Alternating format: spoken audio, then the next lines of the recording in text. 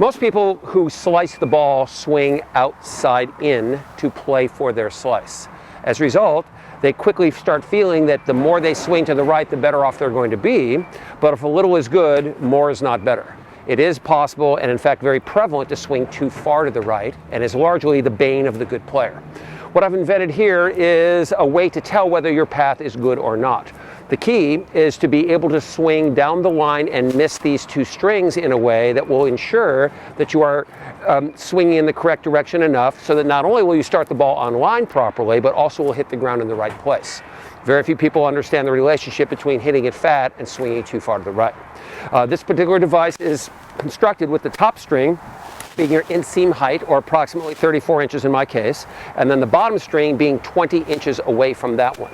When you set up in here, you want to have the club and you be equidistant from the two strings. So whatever the distance is between the bottom string and the shaft of the club, it should be the same distance between the top string and whatever part of you is closest to the string. In this case, it would be my arm. If I were doing it with a driver, it would be the shaft itself.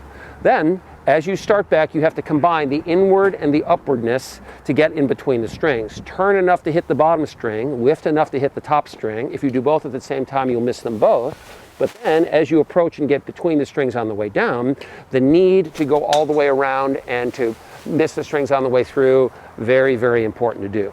Nearly everybody hits this top string on the way through, and nearly everybody in their videos has the club come out too high, up on the neck or on the shoulder.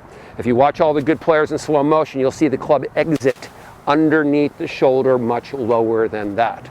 I'm going to take a setup in here. I'm going to hit the bottom string, I'm going to hit the top string to get a feel for it, and then I'm going to try to get it through and miss the string as we go through the shot.